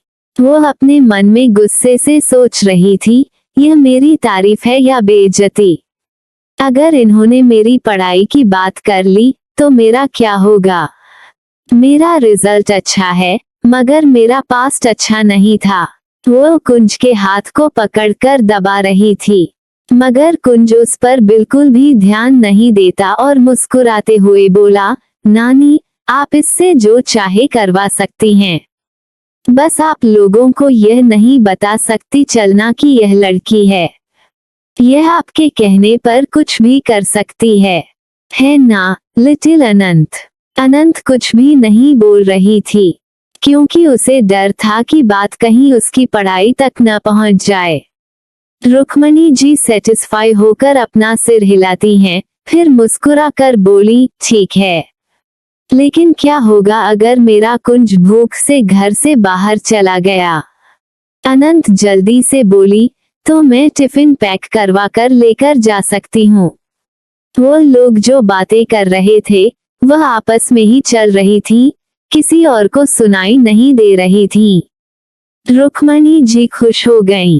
उन्होंने अनंत का हाथ पकड़ा और रौब से बोली, चलो मेरे साथ और मेरे पास बैठो। इतना कहते ही उन्होंने अनंत का हाथ पकड़कर उसे ले जाकर अपने बगल में डाइनिंग टेबल पर बैठा दिया। इस वक्त वैशाली जी, रेखा जी और धनुष जी की नजरें केवल अनंत पर थीं। कुंज भी आकर अनंत के बगल में बहुत ही एटीट्यूड से बैठ गया। रुक्मणी जी हर एक की शक्ल देखते हुए अपनी कठोर आवाज में बोली, मुझे कुंज की पत्नी से कोई शिकायत नहीं है। बेहतर होगा तुम सभी उसे स्वीकार कर लो। इतना कहते हुए उन्होंने अनंत की तरफ एक प्लेट खिसका दी। धनुष जी अपनी जगह पर खड़े होकर शौकंग आवाज में बोले, एक मिनट, कुंज की पत्नी, यहाँ पर तो कोई भी लड़की नहीं है, सिर्फ इस लड़के को छोड़कर। कहीं आप इसे ही तो उसकी पत्नी नहीं बता रही हैं? क्योंकि मैंने ये भी खबर सुनी थी कि कुंज एक लड़के को डेट कर रहा है। रुक्मणी जी बहुत ही आराम से बोली, तो तुम्हें इससे क्या? शादी कुंज को करनी है या तुम्हें करनी है? तुमने तो एक लड़की से शादी की है ना, तो चुपचाप उसके साथ जिंदगी बिताओ और मेरे कुंज की जिंदगी में बोलने की कोशिश मत करो, समझे तुम? इतना कहकर उन्होंने सबको इग्नोर कर दिया। अनंत तो वैसे भी खुश थी। ब्रेकफास्ट के बाद सभी अपनी जगह से खड़े हो गए। कुंज ने अनंत के कॉलर को पकड़ लिया और अपने रुमाल से उसके हाथ पोंछने लगा। किसी को कोई फर्क नहीं पड़ रहा था सिवाय रेखा जी और धनुष जी के। कुंज अनंत को लेकर वहां से जाने लगा। रेखा जी से यह बर्दाश्त नहीं हुआ। वह सीधा जाकर कुंज के सामने खड़ी हो गई और गुस्से से बोली, कुंज तुम हमारे परिवार के सबको शर्मिंदा कर रहे हो। क्या तुम्हें पता है तुम क्या कर रहे हो? क्या होगा जब लोगों को पता चलेगा कि तुम एक लड़के से शादी कर रहे हो? हमारी कितनी बदनामी होगी। लेकिन नहीं, तुम्हें तो सिर्फ अपनी पड़ी है। तुम्हें ना तो खानदान की परवाह है और ना ही खानदान के लोगों की। कुंज उन्हें गुस्से में देखने लगा, मगर रुक्मणी जी हंसते हुए बोली, तुम्हारी जैसी औरत को कब से खानदान और खानदान के लोगों की चिंता होने लगी है? क्या मैं तुम्हारे पास्ट के कारनामे याद दिलाऊं? रेखा जी का चेहरा काला पड़ गया। वहीं अनंत इंटरेस्ट के साथ हर किसी को देख रही थी। वो अपने हाथों को दबाते हुए सोच रही थी, मुझे तो लगता था बस मेरे ही खानदान में ऐसे लोग हैं, मगर मिस्टर हस्बैंड के घर के लोग भी ऐसे हैं तो और भी ज्यादा मजा आएगा। वरना मैं इतनी ज्यादा अच्छे लोगों के बीच रहकर बोर हो गई थी। इन जहरीली आंटियों के साथ रहने में ज्यादा मजा आएगा। इतना सोचकर वह अपने हाथों को दबाकर रेखा जी को ऊपर से नीचे तक देखने लगी। वहीं कुंज उसे गुस्से में देख रहा था। कंटिन्यू। क्या अनंत अपने दुश्मनों और दोस्त को पहचान पाएगी? क्या रुक्मणी जी उसे एक्सेप्ट करेगी? अध्याय 114। वह मेरी पत्नी है, लड़का नहीं। अनंत आराम से बेड पर बैठी हुई थी और अपने लॉलीपॉप को खाते हुए कुछ सोचकर मुस्कुरा रही थी। सामने सोफे पर कुंज बहुत ही सीरियस होकर लैपटॉप पर कुछ कर रहा था। अनंत उसे ऊपर से नीचे तक देखती है और फिर कुछ सोचकर मुस्कुराने लगती है। कुंज उसकी नजरों को महसूस कर रहा था, मगर उसने कुछ नहीं कहा। लगभग 2 घंटे बाद जब उसकी मीटिंग खत्म होती है, तो वह अपने लैपटॉप को बंद करते हुए अनंत को बिना भाव के देखता है। फिर अपने चश्मे को निकालते हुए कोल्ड आवाज में पूछता है, तुम मुझे इतनी देर से क्यों देख रही हो? क्या चल रहा है तुम्हारे दिमाग में? अनंत अपने लॉलीपॉप को मुंह से निकालते हुए जवाब देती है, वैसे आप अपनी आंटी के बारे में क्या सोचते हैं? देखने में तो वह बहुत खूबसूरत हैं, मगर ऐसा लगता है कि उनके अंदर एक जहरीला नाग छुपा हुआ है। नाग नहीं, नागिन। कुंज अपने फोन को निकालकर उसकी बात को इग्नोर करते हुए कोल्डली कहता है, उनसे दूर रहो। किसी के करीब जाने की जरूरत नहीं है। अब जब तुम इतनी फ्री बैठी हो, तो पढ़ाई करो। ये सुनते ही अनंत एकदम से अपनी जगह से उठकर बैठ जाती है और चिढ़ते हुए कहती है, अभी याद आया, मैंने अभी तक आपके इस घर को पूरा घूमा नहीं है। मैं जा रही हूँ सासू माँ के पास, थोड़ा सा काम भी कर लूंगी। इतना कहकर वह रूम से भाग जाती है। वहीं कुंज अपना सिर हिलाते हुए दोबारा अपने लैपटॉप पर डॉक्यूमेंट चेक करने लगता है। अनंत अपने लॉलीपॉप को चूसते हुए आराम से जा रही थी। सीढ़ियों के पास ही अचानक वो किसी से टकरा गई। अनंत ने अपना बैलेंस बना लिया, जिससे वह गिरने से बच गई। उसने सामने देखा तो रेखा जी घबराई हुई खड़ी थीं। ये देखकर अनंत उन्हें इग्नोर करके जाने ही वाली थी कि अचानक उसकी नजर रेखा जी के हाथ पर पड़ी। रेखा जी ने अपने हाथ में कुछ छुपा रखा था और उन्होंने उसे पीछे कर लिया था। अनंत शक भरी निगाहों से उन्हें देखती है और मुस्कुराते हुए पूछती है, आंटी, क्या हुआ? आप इतनी घबराई हुई क्यों लग रही हैं? आपको तो पसीना भी आ रहा है। इतना कहकर वह अपनी एक उंगली से रेखा जी के माथे पर आए पसीने को पोंछती है और देखती है। रेखा जी घबराकर बोली, मैं कहाँ घबराई हूँ? मैं बिल्कुल भी घबराई नहीं हूँ। कुछ भी मत बोलो। और हाँ, तुम बस एक लड़के हो। तुम कभी भी सिंह परिवार में नहीं आ सकते, समझे? बेहतर होगा कि तुम खुद यहाँ से चले जाओ। इतना कहकर वह वहाँ से जाने लगी। अनंत कुछ नहीं बोली। वह इंटरेस्ट के साथ अपने लॉलीपॉप को चूसते हुए रेखा जी को देखती रही। उसने उनके हाथ में क्या है, ये देखने की कोशिश की, लेकिन रेखा जी जल्दी से अपने हाथ को आगे कर लेती हैं और अपने रूम की तरफ बढ़ जाती हैं। अनंत धीरे से बड़बड़ाई, लगता है यहाँ जासूसी करनी पड़ेगी। कुछ तो है जो ये छिपा रही हैं। अनंत आराम से नीचे आ रही थी। वैशाली जी मेहमानों की लिस्ट एक गार्ड को दे रही थी। अनंत उनके पास जाकर खड़ी हो गई। वैशाली जी ने उसे देखकर मुस्कुराते हुए पूछा, तुम्हें कुछ चाहिए? अनंत उनके कंधे पर हाथ रखकर सीढ़ियों की तरफ देखते हुए बोली, हाँ, एक न्यूज चाहिए या फिर इंफॉर्मेशन, आप इसे कुछ भी समझ सकती हैं। वैशाली जी कंफ्यूज हो गईं। अनंत ने उनके गालों को खींचते हुए कहा, सासू माँ, आपको क्या लगता है ये रेखा आंटी किस तरह की इंसान है? क्या आपको लगता है कि वो सिंह परिवार को नुकसान पहुंचा सकती हैं? रेखा जी का नाम सुनकर वैशाली जी चिंता से अनंत को देखती हुई बोली, क्या उसने तुम्हारे साथ कुछ किया है? मुझे बताओ, अगर उसने तुम्हारे साथ कुछ किया है। अनंत हंसते हुए बोली, आपको लगता है वो मेरे साथ कुछ कर सकती हैं? बस मुझे ये जानना है कि वह किस तरह की इंसान है और आप सभी से उनके रिश्ते कैसे हैं। वैशाली जी ने गार्ड को भेजने के बाद अनंत का हाथ पकड़कर सीरियस होकर कहा, मेरी बात ध्यान से सुनो। ये रेखा जितनी सीधी दिखती है उतनी है नहीं। मुझे ये तो नहीं पता कि उसने अभी क्या किया है, लेकिन कुंज के डैड ने मुझसे कहा था कि रेखा और उसके पति से दूर रहूं। वो अच्छे लोग नहीं हैं। मैंने सुना है उनके कांटेक्ट अंडरवर्ल्ड में भी हैं। उन्होंने कई बार हमें नुकसान पहुंचाने की कोशिश की है। उन्हें बर्दाश्त नहीं होता कि हम इतने ज्यादा अमीर हैं। मौका मिलते ही वो सब छीनने की कोशिश करेंगे। उनका दिल बहुत काला है। अनंत, इन सब से दूर रहना। और अगर कुंज इस बारे में कुछ कहता है तो उसकी सारी बातें मानना, वरना ये लोग तुम्हारे साथ कुछ कर देंगे और तुम्हें पता भी नहीं चलेगा। ये सुनकर अनंत को और भी ज्यादा इंटरेस्ट आ गया। वह सिर हिलाते हुए बोली, मतलब मामला और भी ज्यादा सीरियस है। आपको क्या लगता है ये लोग शादी में कुछ प्रॉब्लम क्रिएट करेंगे? वैशाली जी परेशान होकर बोली, मुझे भी यही डर है।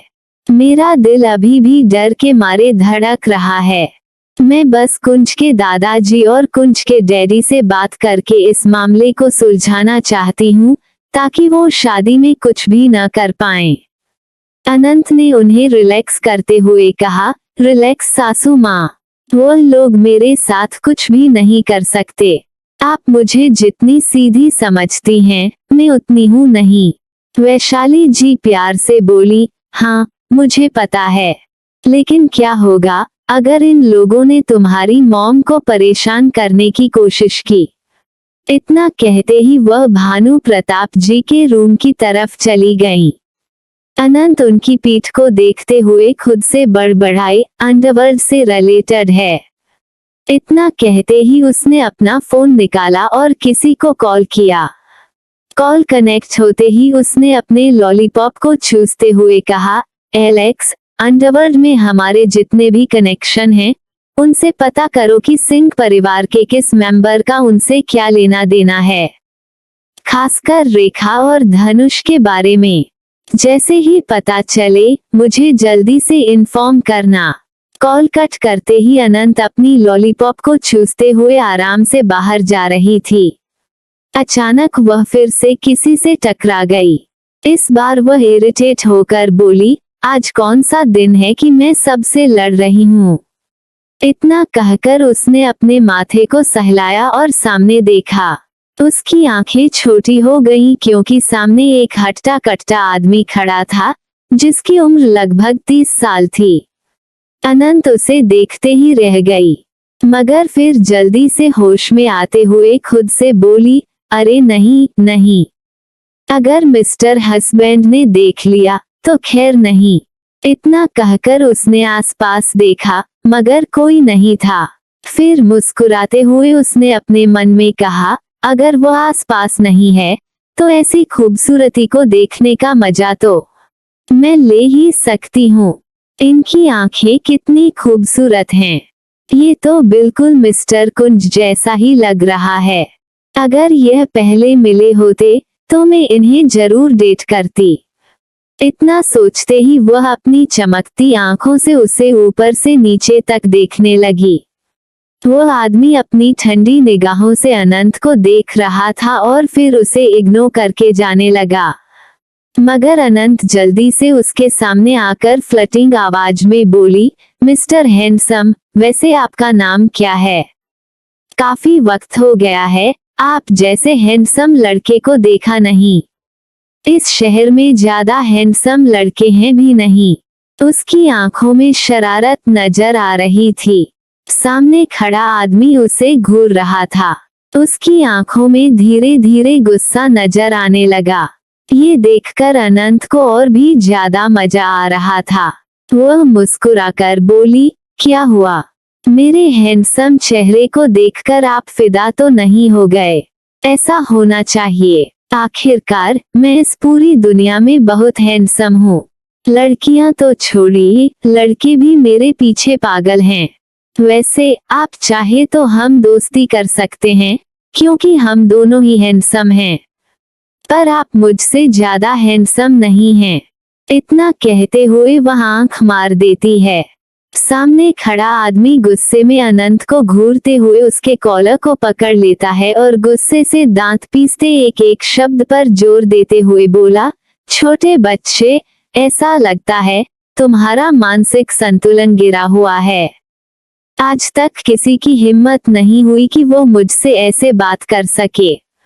बेहतर होगा मुझसे दूर रहो, वरना जान से जाओगे और कोई तुम्हें बचा भी नहीं पाएगा। इतना कहकर वो उसे छोड़ देता है और गुस्से से वहां से जाने लगता है। वहीं अनंत हंसते हुए उसकी पीठ को देखकर बोलती है, अरे मैं तो तुम्हारे हैंडसम चेहरे की तारीफ कर रहा था। वैसे फ्यूचर में मौका मिला तो हम बातचीत आगे बढ़ा सकते हैं। अनंत हंस रही थी, क्योंकि उसे उस आदमी को इरिटेट करके और भी ज्यादा मजा आ रहा था। वहीं वह आदमी गुस्से में घर के अंदर जा रहा था। वह दूसरी तरफ जा रहा था, मगर फिर कुछ सोचकर कुंज के रूम की तरफ जाने लगा। फिर गुस्से में दरवाजा खोलकर बेड पर बैठ गया।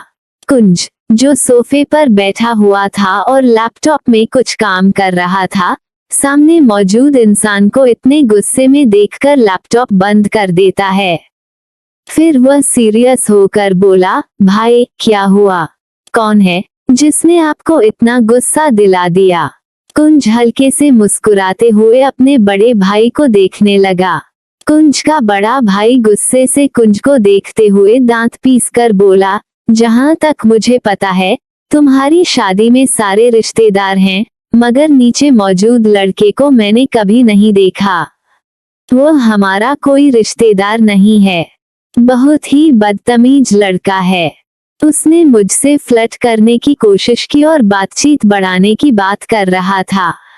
ये सुनते ही कुंज का चेहरा काला पड़ गया। उसकी आंखों के सामने अनंत का चेहरा आया और वह गुस्से से अपनी आंखें बंद कर लेता है। कुंज अपने गुस्से को कंट्रोल करते हुए सवाल करता है, और क्या किया उसने? क्या उसने व्हाइट कलर की शर्ट पहनी हुई थी? उसके बाल ब्लैक और पर्पल में हैं। कार्तिक कुंज की तरफ इंटरेस्ट से देखते हुए बोला, लगता है तुम उसे बहुत अच्छे से जानते हो। वो लॉलीपॉप भी खा रहा था और मेरे साथ कितनी आसानी से फ्लर्ट कर रहा था। कुंज, साफ साफ बताओ, कहीं तुम्हारा और उसका कोई रिश्ता तो नहीं है? मैंने भी आजकल खबर सुनी है कि तुम्हें लड़कों में बहुत इंटरेस्ट आ रहा है। क्या ऐसा हो सकता है कि तुम सच में लड़कों को पसंद करते हो और यह बात दुनिया वालों से छुपाने के लिए तुम एक लड़की से शादी कर रहे हो? मैंने नहीं सोचता था कि मेरा भाई ऐसा निकलेगा। कहते ही कार्तिक के होठों पर अजीब सी मुस्कान आ गई। वो कुंज को ऊपर से नीचे तक अजीब नजरों से देखने लगा। कुंज सामने टेबल पर रखा फ्लावर वास फेंकते हुए गुस्से से बोला, शट अप। आप जिसकी बात कर रहे हैं वह मेरी होने वाली वाइफ है। ये सुनते ही कार्तिक, जिसका चेहरा काफी ठंडा था, अचानक हैरान हो गया। वो अब सच में कुंज को अजीब नजरों से देखने लगा। कुंज इन नजरों को बर्दाश्त नहीं कर सका। वो इरिटेट होकर बोला, वह एक लड़की है, उसे तो मैं छोड़ूंगा नहीं। उसकी हिम्मत भी कैसे हुई किसी और के साथ फ्लर्ट करने की? कुंज को इतनी ज्यादा गुस्से और जलन में देखकर कार्तिक को बहुत ही ज्यादा मजा आ रहा था। वो अजीब सी मुस्कान के साथ कुंज से बोला, तो फिर तुम्हें उसे संभालने की जरूरत है, वरना इस दुनिया में तुम्हारे कई सारे सौतन होंगे। कार्तिक कुंज का मजाक उड़ा रहा था और कुंज इस वक्त जलन से भर गया था। वो गुस्से से अपनी जगह से उठकर खिड़की के पास आ गया। उसने सिगरेट निकाली, मगर उसका कश नहीं लिया। अचानक उसने गार्डन में अनंत को धनुष जी के साथ देख लिया। उसका चेहरा और भी ज्यादा डार्क हो गया। कुंज गुस्से में अपनी मुट्ठी इतनी ज्यादा कसता है कि उसकी नसें नजर आने लगती हैं। उसे इस तरीके से देखकर कार्तिक की आंखों में चमक आ गई। उसने उसकी एक फोटो खींचकर व्हाट्सएप ग्रुप पर भेज दी और फिर अपने होठों पर ठंडी मुस्कान लिए कुंज को देखने लगा। नीचे अनंत गार्डन में सीरियस होकर खड़ी थी, मगर उसकी आंखों में सीरियसनेस बिल्कुल भी नहीं थी। उसकी आंखें तो शरारत से भरी थीं। धनुष जी मुस्कुराते हुए बोले, इसमें तुम्हारा बहुत फायदा है। मैं तुम्हें मुंह मांगी कीमत दूंगा। अनंत आराम से बेंच पर बैठ गई। वो आलस से धनुष जी को देखते हुए बोली, लेकिन अगर मैं कुंज से शादी करूं, तो मैं बहुत पैसे कमा सकता हूं। क्योंकि वह सिंह परिवार के न सिर्फ वारिस हैं, बल्कि बहुत बड़ी कंपनी के सीईओ भी हैं। ये सुनकर धनुष जी गुस्से से अपनी मुट्ठी बंद कर लेते हैं। फिर अनंत के सामने खड़े होकर बोले, तुम समझ नहीं रहे हो। मेरे कॉन्टैक्ट बहुत दूर दूर तक हैं। ठीक है, तुम्हें शादी करनी है तो कर लो, पर तुम मेरे लिए काम कर सकते हो, उसके भी तुम्हें पैसे मिलेंगे। सोच लो, इधर से भी फायदा, उधर से भी फायदा। तुम्हें बस कुंज के हर काम की इंफॉर्मेशन मुझे देनी होगी। यही नहीं, उसकी कंपनी किन प्रोजेक्ट्स पर काम कर रही है, इसका भी पता मुझे देना है। कुछ वक्त बाद एक टेंडर भरा जाएगा। तुम्हें ये बताना होगा कि कुंज उस पर कितनी बोली लगाने वाला है। अगर तुम मुझे ये सब पता करके बताओगे, तो मैं तुम्हें माला माल कर दूंगा। मेरे पीछे बहुत बड़े गुरु का हाथ है। अगर उनका हाथ तुम्हारे ऊपर भी आ गया, तो तुम्हें किसी से कभी डरने की जरूरत नहीं पड़ेगी। तुम जो चाहे तब कर सकते हो। अनंत उनका मजाक उड़ाते हुए बोली, अगर आपके गुरु का हाथ आप पर है, तो आप अभी तक सिंह परिवार को अपने कंट्रोल में क्यों नहीं कर पाए? उसके लिए आपको मुझ जैसे छोटे बच्चों की क्या जरूरत है? उसके इस सवाल पर धनुष जी को समझ नहीं आ रहा था कि वह क्या बोले। वो इरिटेट होकर बोले, मैंने कहा ना, तुम जो चाहे कर सकते हो। इसके अलावा भी अगर तुम्हें कुछ और चाहिए, तो तुम मुझे बताओ। बस तुम्हें मेरे लिए काम करना होगा। अनंत सोचने का नाटक करने लगती है। तभी उसकी नजर सिंह विला पर गई और अचानक उसकी नजरें कुंज की ठंडी नजरों से टकराई। ये देखकर अनंत के होठों पर शरारत भरी मुस्कान आ गई। वो अपने लॉलीपॉप को कसकर पकड़ते हुए धनुष जी से बोली, क्या सच में? मैं जो चाहता हूँ वह मुझे मिलेगा। धनुष जी घमंड से बोले, हाँ, तुम्हें सब मिलेगा। बस तुम्हें हर कदम पर मेरा साथ देना होगा और कुंज की प्रॉपर्टी मेरे नाम पर करवानी होगी। मैं यह नहीं कह रहा हूँ कि तुम मुझे अभी जवाब दो। तुम मुझे बाद में भी जवाब दे सकते हो। मैं तुम्हारे जवाब का इंतजार करूंगा। इतना कहते ही धनुष जी वहां से चले जाते हैं। अनंत उन्हें जाते हुए देखती है और उसके चेहरे पर और भी ज्यादा बड़ी मुस्कान आ जाती है। वो खुद से बड़बड़ाती है, इंटरेस्टिंग, तो ये सब मेरे मिस्टर हस्बैंड को लूटने की कोशिश कर रहे हैं। फिर तो इनके साथ काम करने में और भी ज्यादा मजा आएगा। इतना कहते हुए वह अपने हाथ में पहनी अंगूठी को इधर उधर घुमाने लगी और चालाकी से मुस्कुराने लगी। वो बिल्कुल एक छोटे शैतान जैसी लग रही थी, जो अपने दुश्मनों के साथ मिलकर काम करने के लिए काफी ज्यादा एक्साइटेड हो रही थी। क्या अनंत धनुष जी की बात मानेगी? क्या होगा जब ये सब कुंज को पता चलेगा? जानने के लिए बने रहे। जब 115 अनंत शादी से गायब हो गई और कुंज का गुस्सा। अनंत जब रूम में पहुंची तो उसने देखा कि पूरे रूम में अंधेरा था। उसे थोड़ा अजीब सा महसूस हुआ, मगर वह धीरे धीरे अंदर की तरफ बढ़ने लगी। उसे कुछ अजीब सा लग रहा था। उसने नजरें घुमाई, मगर अंधेरे में कुछ भी दिखाई नहीं दे रहा था। यह अंधेरा कुछ ज्यादा ही डरावना लग रहा था। अनंत अपने थूक को गटकते हुए बोली, मिस्टर हस्बैंड, आप कहाँ हैं? और यहाँ इतना अंधेरा क्यों है? इतना कहकर वह इधर उधर देखने लगी। उसने अपना फोन निकाला और टॉर्च ऑन कर दी, मगर अभी भी उसे ज्यादा कुछ नजर नहीं आ रहा था। तभी उसे सोफे पर एक परछाई नजर आई। अनंत एक पल के लिए डर गई, मगर फिर मुस्कुराते हुए बोली, मिस्टर हस्बैंड, आप यहाँ इस तरह क्यों बैठे हुए हैं? अगर आपको नींद आ रही है तो आप बेड पर आकर सो सकते हैं। इस तरह सोफे पर बैठने का क्या मतलब? इतना कहकर उसने लाइट ऑन कर दी। जैसे ही उसने कुंज को देखा, एक पल के लिए वह घबरा गई।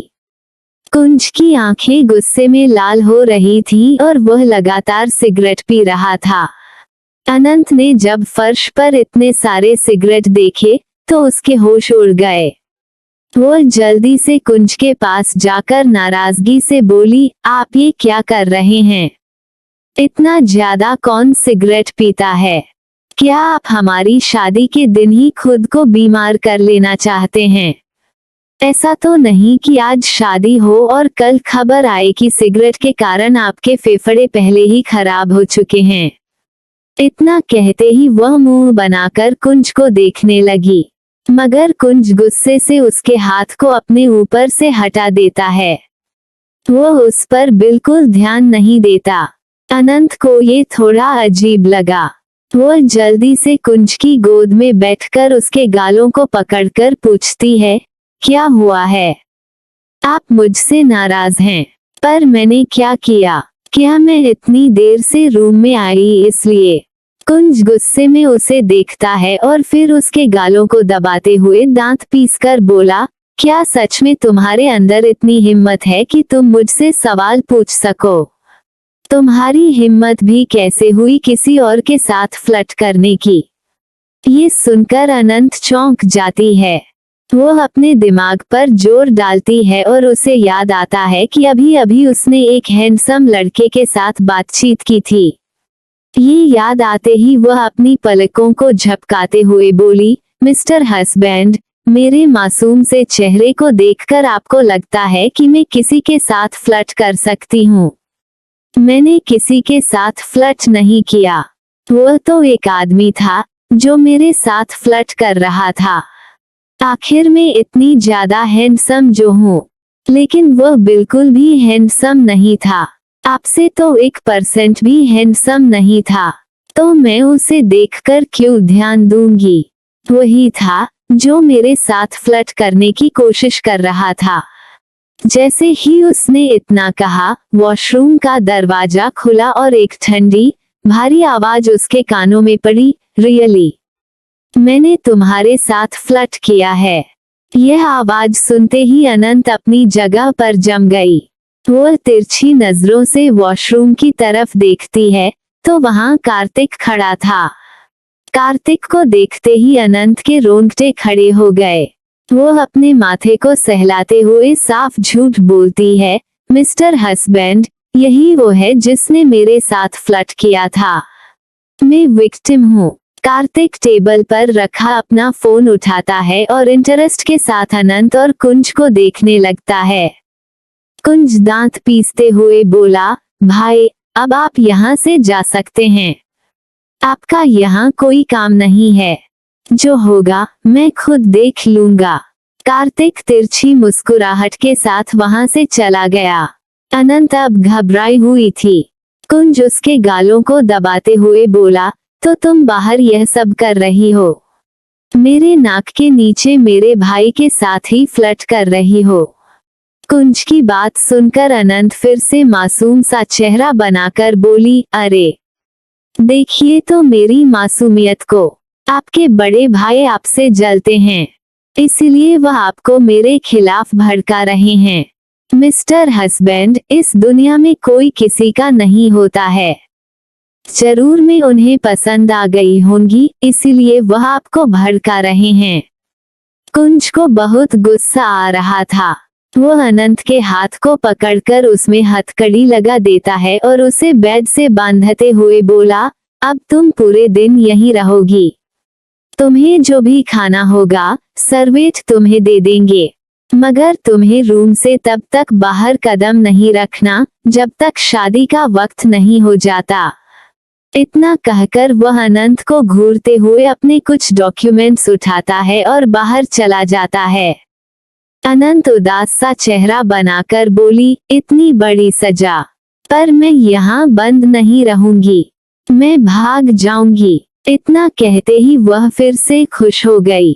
उसने हथकड़ी को तिरछी नजरों से देखा और फिर दरवाजे की तरफ ध्यान दिया। वह आराम से अपने लॉलीपॉप को खाते हुए अपनी जेब से कुछ नुकीला निकालती है और आराम से हथकड़ी खोलने लगती है। धीरे धीरे शाम हो जाती है। शादी की सारी तैयारियां हो चुकी थीं।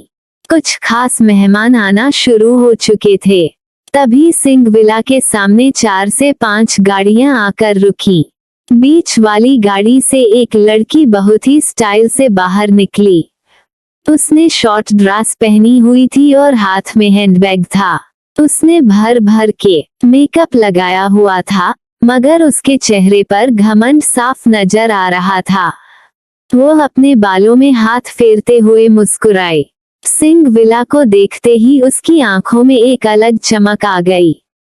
वो अपने मन में बड़बड़ाई, बहुत जल्द ये सब कुछ मेरा होगा और मेरे मॉम डैड का होगा। कहते हुए वह एटीट्यूड के साथ एक एक कदम बढ़ाते हुए सिंह विला के अंदर जाने लगी। गार्ड्स ने जैसे ही उस लड़की को देखा, सबका मुंह बन गया। उन्हें देखकर साफ पता चल रहा था कि वो इस लड़की को पसंद नहीं करते। वो लड़की एटीट्यूड के साथ अंदर बढ़ी। तभी उसकी नजर सर्वेंट्स पर पड़ी। वो अपने हाथ हवा में लहराते हुए इरिटेट होकर बोली, ओ गॉड, कितने सारे सर्वेंट हैं यहाँ पर, कोई भी मुझे ग्रिट नहीं कर रहा। ये सब कितने ज्यादा मैनरलेस हैं। अगर ये मेरे लोग होते तो मैं इन सब की अक्ल ठिकाने लगा देती। वो लड़की ऐसे शो कर रही थी जैसे वो बहुत ज्यादा अमीर हो और ऐसी चीजों को बर्दाश्त न करती हो। तभी रेखा जी सामने से आ रही थी। वो उसे देखकर खुश होकर बोली, बेटा तुम आ गई। सुरभि, मैं कब से तुम्हारा इंतजार कर रही हूँ। इतना कहते ही वह लड़की, जिसका नाम सुरभि था, रेखा जी के गले लग गई। मगर फिर जल्दी से रेखा जी को दूर करते हुए बोली, मॉम, मेरा मेकअप खराब हो जाएगा, प्लीज मुझसे दूर रहिए। इतना कहकर उसने अपने बैग से मेकअप किट निकालकर अपने चेहरे पर फिर से मेकअप लगाना शुरू कर दिया। रेखा जी मुंह बनाकर बोली, बेटा तुम्हें मेकअप की पड़ी है और यहाँ कुंज की शादी हो रही है। तुम्हें पता है उसकी शादी एक लड़के से हो रही है। वो लड़का भी बहुत हैंडसम है, मगर मुझे बेवकूफ भी लगता है। मुझे लगता है कि वह कुंज और उसके परिवार को बर्बाद करने में मदद कर सकता है। ये सुनते ही सुरभि एक पल के लिए रुक गई और चमकती आंखों से रेखा जी को देखते हुए बोली, क्या आप सच कह रही हैं? रेखा जी ने उसके हाथ को पकड़कर इधर उधर देखा और धीरे से बोली, हाँ। जल्दी चलो रूम में, फिर आगे बात करते हैं। जैसे ही वे रूम में पहुंची, रेखा जी ने जल्दी से रूम का दरवाजा बंद कर दिया। रुक्मिणी जी, जो किसी काम से वहां से गुजर रही थी, उन्होंने दोनों को एक साथ अंदर जाते हुए देख लिया। उनकी आंखें छोटी हो गई। वो खुद से बड़बड़ाई, आखिर इस जहरीली नागिन के दिमाग में क्या चल रहा है। इतना कहते हुए वह धीरे धीरे विंडो के पास जाकर खड़ी हो गईं। उन्होंने देखा कि रेखा जी सुरभि को लेकर बैठी हुई थी और दोनों काफी खुश लग रही थीं। दूसरी तरफ अनंत ने भी खुद को हथकड़ी से छुड़ा लिया था। वह भागने के लिए खिड़की का सहारा ले रही थी। गलती से वह रेखा जी के रूम की दूसरी खिड़की के पास आकर खड़ी हो गई। पाइप का सहारा लेकर वह नीचे जाने का रास्ता ढूंढ रही थी। ठीक उसी वक्त उसके कानों में कुंज शब्द पड़ा। वह हैरानी से अंदर की तरफ देखने लगी। उसने देखा कि रेखा जी सुरभि के साथ बैठी थीं। ये देखकर उसकी आंखें छोटी हो गईं। अब वह इंटरेस्ट के साथ उनकी बातें सुनने लगी। रेखा जी मुस्कुराते हुए बोली, सुरभि, मेरे पास एक बहुत अच्छा प्लान है। एक बार कुंज और उस लड़के की शादी हो जाए तो कुंज की आधी प्रॉपर्टी उस लड़के के नाम हो जाएगी। तुम्हें कैसे भी करके उस लड़के अनंत को अपने प्यार के जाल में फंसाना होगा। अगर वह तुम्हारे प्यार के जाल में फंस गया तो हमारा बहुत फायदा होगा। उसके नाम पर जो सिंह परिवार की आधी प्रॉपर्टी होगी वह भी तुम्हारी हो जाएगी। फिर तुम उसे अपने प्यार के जाल में फंसाकर कुंज से सारी प्रॉपर्टी भी ले सकती हो। अगर तुम्हें वह लड़का अनंत पसंद आ जाए तो तुम कुछ वक्त उसके साथ खेल सकती हो। फिर हम तुम्हारे लिए कोई अमीर खानदान का ढूंढ लेंगे। सुरभि की आंखों में चमक आ गई। वो लिपस्टिक लगाते हुए अपने दोनों होठों को आपस में जोड़कर डेविलिश स्माइल के साथ बोली, क्या सच में वह अनंत इतना हैंडसम है? फिर तो और भी मजा आएगा। मुझे इस बात से कोई फर्क नहीं पड़ता कि कुंज लड़के से शादी कर रहा है या लड़की से, पर अगर मेरा फायदा हो रहा है तो इससे अच्छी कौन सी बात होगी। इतना कहते ही वह हंसने लगी। रुक्मिणी जी ये सब सुनकर गुस्से से आपा खो रही थी, मगर वह ऐसी इंसान नहीं थी जो जल्दबाजी में कोई काम करे। वह तुरंत वहां से चली गई। उधर अनंत के होठों पर एक शरारती मुस्कान आ गई। वह सुरभि को देखकर मुंह बनाते हुए बोली, मेरा टेस्ट इतना गंदा तो नहीं है। इतना कहते ही वह पाइप के सहारे नीचे उतरने लगी। रात के वक्त पंडित जी कुछ मंत्र पढ़ रहे थे। फिर उन्होंने मुस्कुराते हुए मिस्टर सिंह की तरफ देखकर कहा, दूल्हे को बुलाइए। मिस्टर सिंह जाने वाले ही थे कि अचानक उनकी नजर कुंज पर पड़ी। कुंज और कार्तिक साथ में आ रहे थे। कुंज ने व्हाइट कलर की शेरवानी और पगड़ी पहनी हुई थी। उसके हाथ में एक तलवार थी। ग्रीन कलर के मोतियों का हार उसके गले में लटक रहा था और उसके चेहरे पर कोई एक्सप्रेशंस नहीं थे। वह जितना हैंडसम लग रहा था उससे भी ज्यादा डोमिनेटिंग लग रहा था। उसे देखकर गौरवी की नजर ठहर गई। गौरवी ने गुस्से में अपनी मुट्ठी भींच ली और तिल मिलाते हुए विला के अंदर जाने लगी, जैसे उसके दिमाग में कोई साजिश चल रही हो। कुंज अपने डोमिनेटिंग अंदाज में धीरे धीरे मंडप की तरफ बढ़ रहा था। कार्तिक ने ग्रे कलर की शेरवानी पहनी थी और वह भी हमेशा की तरह डोमिनेटिंग लग रहा था। कुंज जाकर मंडप पर बैठ गया। पंडित जी फिर से मंत्र पढ़ने लगे। कुछ देर तक मंत्रोच्चार के बाद उन्होंने वैशाली जी की तरफ देखकर मुस्कुराते हुए कहा, दुल्हन को बुलाइए। वैशाली जी बड़बड़ाते हुए वहां से जाने लगी। पता नहीं मॉम अनंत के साथ क्या कर रही हैं, जो अभी तक बाहर नहीं आई। इतना कहते हुए वह दरवाजे के पास पहुंची और दरवाजा खटखटाते हुए बोली, मॉम, अनंत को लेकर बाहर आइए। पंडित जी बुला रहे हैं। मुहूर्त का समय हो चुका है। मगर अंदर से कोई आवाज नहीं आई। वैशाली जी ने फिर दरवाजा खटखटाते हुए कहा, मॉम, मुहूर्त का समय हो गया है, बाहर आइए अनंत को लेकर। लेकिन इस बार भी अंदर से कोई आवाज नहीं आई। उन्होंने थोड़ा और जोर से धक्का दिया तो दरवाजा खुल गया। वो हैरानी से अंदर गईं, तो पूरा रूम खाली था। वैशाली जी घबराई हुई बोली, ये लोग गए कहाँ? इतना कहकर उन्होंने सामने देखा कि शादी का जोड़ा जमीन पर पड़ा हुआ था। चूड़ियां टूटी हुई थी और पूरा सामान तहस नहस था। उनके दिल में अजीब सा डर फैल गया। वो वॉशरूम और चेंजिंग रूम में भी चेक करती हैं, मगर वहां भी कोई नहीं था। वैशाली जी घबराते हुए रूम से बाहर गईं और पूरे घर में ढूंढा, लेकिन न तो अनंत मिली और न ही रुक्मिणी जी।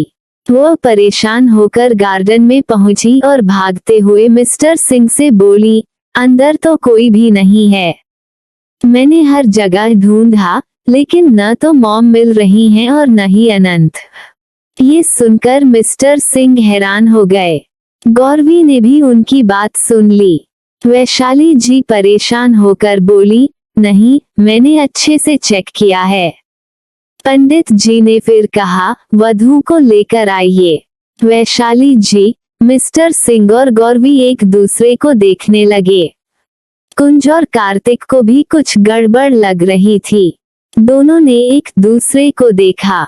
कुंज ने डोमिनेटिंग आवाज में कहा, मॉम, अनंत को लेकर आइए।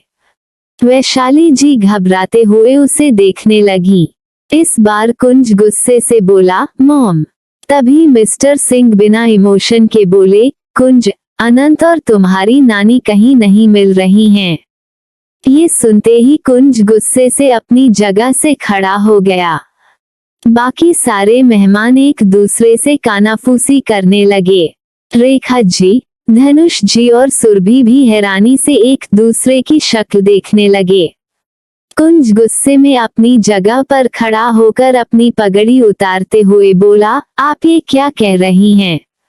वैशाली जी सिर झुकाते हुए बोली, मैं सच कह रही हूँ। अंदर कोई नहीं है। पता नहीं अनंत और मॉम कहाँ हैं। शादी का जोड़ा और चूड़ियां भी कमरे में बिखरी हुई हैं। पूरा रूम तहस नहस है। अब वहां पर एकदम सन्नाटा फैल गया था। कुंज का गुस्सा 7वें आसमान पर था। कंटिन्यू। कहा है अनंत और रुक्मणी जी। क्या किसी ने उन्हें किडनैप किया है? क्या करेगा कुंज? जानने के लिए बने रहे हमारी स्टोरी में। और दोस्तों, जाने से पहले चैनल को लाइक और सब्सक्राइब करना बिल्कुल ना भूले, जिससे नेक्स्ट वीडियो का नोटिफिकेशन आपको मिल सके। मिलते हैं अपने अगले एपिसोड के साथ, तब तक के लिए धन्यवाद।